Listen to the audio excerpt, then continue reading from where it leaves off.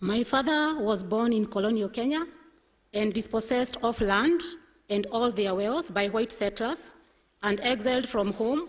Young Ishongwa was not lucky, as he also lost his mother at a tender age, and he learned to fend for himself at an early age, childhood.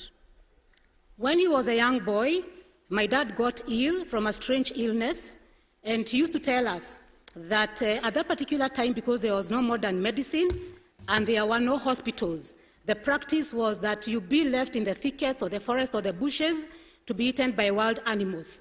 And that is exactly what they did.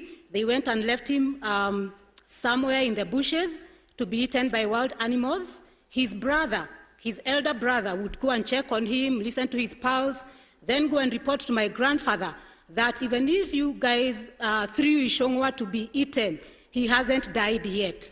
And my grandfather authorized that they go and bring him back, and he was brought back, he recovered, and the next time my dad got ill was when he was 101 years old. As a child without a mother and as he struggled through life, Mzee told us of instances where the family faced starvation, and having seen his dead mother sleeping peacefully, he would often wish he would die and pray to God to give him peace of death instead of the biting pangs of hunger that he often suffered. He would tell us that he wished to die and join his mother Wanjiro, not because he understood what death really meant, but because he wanted to escape the punishing pain of hunger. As a young man, Mzee struggled to eke a living. He moved from Kipkelion in search of employment and went to Kapsabet, where he was employed as a driver in the tea farms. However, like his parents, he later lost everything he worked for after being driven out by colonialists. He was forcefully resettled in a colonial village in Kikuyu, then known as Geshagi Naba Idato, concentration camp number 3, here in Kekambura during the state of emergency. But luckily, he did not leave Kapsabet with absolutely nothing, because he got himself a new bride as a second wife, having agreed with his first wife, the late Rahab Wajiko Ishongwa. That new bride is no other than our beloved mother, Mary Mombi, who is now blessed to be 85 years of age. And now with 2 wives and a family, the young Ishongwa quickly had to reestablish himself, and he got a job at the Alliance High School as a driver and later ventured into business.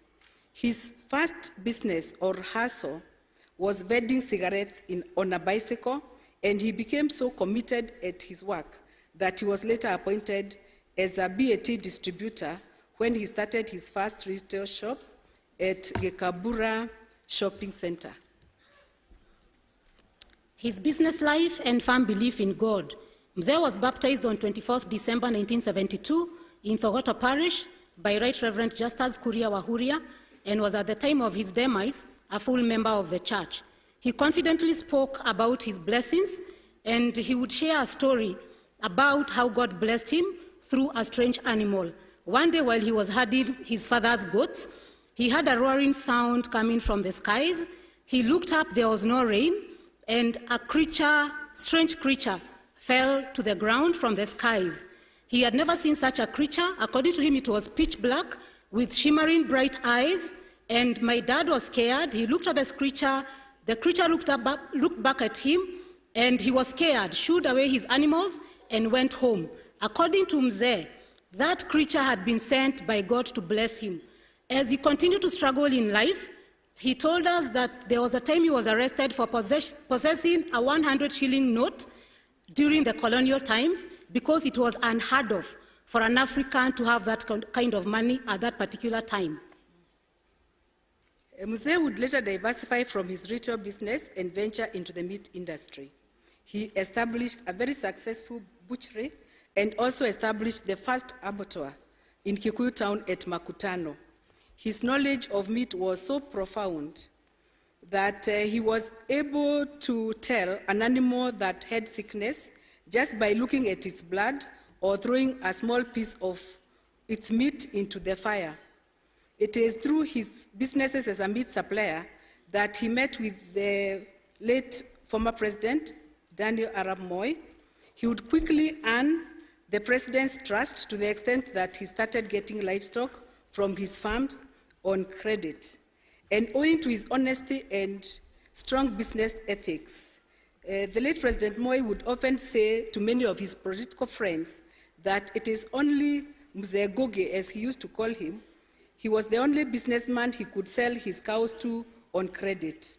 This earned Mzee more friends in Moi's administration, including cabinet ministers and MPs, many of whom entrusted him with livestock purchases from their farms. Throughout his life, Mzee experienced significant successes, fostering unity within his family and community. His ability to turn difficulties into opportunities not only shaped his personal achievements, but also positively impacted those that were around him. Mzee inducted and mentored his children into businesses, as well as a large number of his associates and friends. It is out of this mentorship and induction into the meat business that most, if not all of his children, has had a stint in the meat industry. During the COVID-19 pandemic, which he used to call Korota in Kikuyu, he did not wear a single mask. While the rest of us struggled to breathe under the nose masks, Mzee continued with his daily activities as usual. He would often say that God is not a con man. He cannot protect me all these years only to have a stupid illness like corona kill me. Mzee was a cross-cultural person, and he worked very well with every community. He had no tribal boundaries. He was fluent in many, many languages: Luya, Kalenjin, and I believe, Your Excellency, the first time you met Mzee, you talked Kalenjin with him. Kamba, he was fluent in Kamba, Luo, among many others. Out of this character, Mzee endeavored to see the good of each and every individual and judged everyone on the basis of merit and character and not where they came from or their social status. Armed with this linguistic prowess, as a businessman, he was able to bargain with people in their mother tongues and easily connected with people from diverse backgrounds. Having established a career in livestock trade, while on a business trip to buy livestock in the Rift Valley, he reconnected with his long-term teenage years girlfriend, the late Pauline Tabarino, daughter of Kipsuge Arap Koronyi, who had been refused to marry him in their early years. She had by then gotten married by someone else, had children, and separated with the husband. Rekindling their old love, he took her as his third wife, raised and educated her 8 children as his own. That was the kind of man Mzee was. He raised us together with these children as one family, a testament of the unifying pillar that Mzee has been to his family. It is upon us now to carry on with this legacy of unity, love, and togetherness as a family, as he desired. In other instances, in his indiscriminate service to humanity extended but was not limited to such humble gestures as the following. I will just share highlights of the humble gestures that our father would do. And around us, I think if you look around, you can see Maasai community. And during dry seasons, Mzee would fill mitungis with water and have this water delivered to the Maasais in Kajiado and Suswa. And out of this, the Maasai actually urged him to vie as a member of parliament in that area. Most of his Maasai friends actually named their children after him. You'll hear in Maasai land, Gogi Ole Mrasmi, Gogi Ole Kunguru, which can be testified by Ole Punywa Mugu. I think he's somewhere here. He can testify to the fact that this is what's happening. Wamasai oye! There they are. In matters education, Mzee never had a formal education. He educated himself up to class 2, but he took his siblings, all his father's children, through school, and he among other Kikuyu business community leaders, established the Kikuyu Township Primary School, which serves Kikuyu up to today. Just next to us is a private state-of-the-art school, the Green Garden, and Mzee, as a board member in the education, also urged the board to approve the license for the Green Garden, and when it was established, his grandchildren were the only pupils in that school, and the director would wait for Mzee's check to be able to pay the teachers. Mzee, after God blessed him with a car, he would never leave anyone on the road, and his pickup would be patronized by many people to and fro. And one morning when he was going to Dagoretti slaughterhouse, he lifted a couple and remembered that years back, this man had given him a lift. And he told this gentleman, even if you wanted to go to Mombasa, I would have taken you there. Mzee was generous. My mother and Mzee operated an open door policy. Anybody who has visited our home, our gate is always wide open.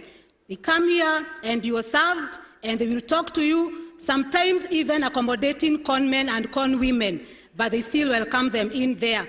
We are the people who bring trouble. Mzee also used to lend a helping hand to young entrepreneurs, and most people can attest to their business prowess because Mzee mentored them. Mzee was also very compassionate, and when his brother was displaced because of various activities, he housed them for 7 years at home, and when his brother died, Mzee took his children, educated all of them, and built them a modern home in Kampiamoto, Nakuru. In as far as his social life is concerned, his staple food was purely roasted meat, nyama choma, and cold soda, specifically black currant, and ice-cold water. Mzee never ate vegetables. He never drank alcohol. So the doctors can tell us what is the secret when they keep on saying nyama choma, avoid, and vegetables. He loved horse racing. He started going to the jockey club in 1955, and he also loved animals. He didn't keep animals for commercial purposes, but he kept them for sentimental values, and Mzee was also an outstanding driver. He stopped driving himself at the age of 95, and that is when he got himself a driver, Simon Jogu, who is with us today. Jogu would not drive a manual car because Mzee never drove automatic cars or second-hand cars. So he mentored Jogu, showed him how to maneuver a manual car, and today Jogu can actually attest to his driving skills to Mzee. As the chairman of the larger Ngugi family, his mantra was love and unity in the family. He kept repeating this mantra to his family, advising that Adoma menana neko dhena madhenaga. This translated into English means a family disharmony breeds poverty. Today, his family is admired by many for their love and unity. He loved his family and will take every opportunity available to be with them. When his elder brother Jacob visited him, they would burn the midnight oil talking, and at some point, he would tell his brother, Aba otige Jakuvu, riu ona niejarie. Translated into English, this means, hold on, Jacob. Give me a chance to speak now. Their stories were like a series film such that we added the words to be continued because they would never end. His guiding hand and unwavering love built a strong and very loving family. His wisdom, patience, and kindness set a shining example to all who knew him. Mzee will be remembered, not because